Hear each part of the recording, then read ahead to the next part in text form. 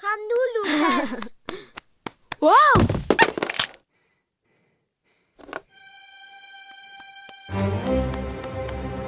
Lukas, du ødelagde min giraf. Det var ikke med vilje. Undskyld. Det siger du jo altid.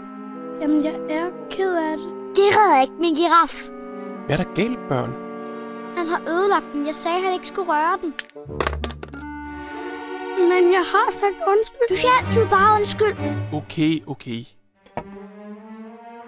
Så Lukas har ødelagt din giraf. Men det er ikke det eneste. Han spiste min is. Han gik ind på mit værelse uden at få lov, og han tegnede i min sangbog. Jamen, jeg er ked af det. Sofie, kan du komme i tanke om noget, du har gjort forkert? Altså, jeg glemte at redde min seng. Jeg glemte mine lektier. Og jeg vaskede ikke op.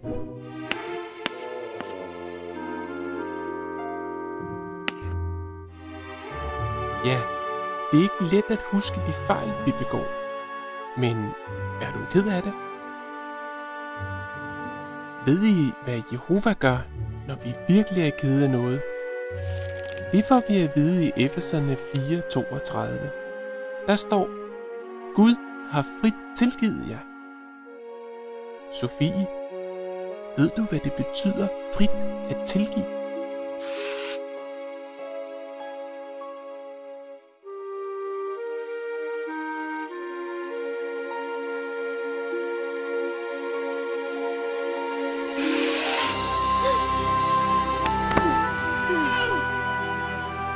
Det må du undskylde, Sofie. Det er okay, Lukas. Jeg tilgiver dig. Det var godt at se.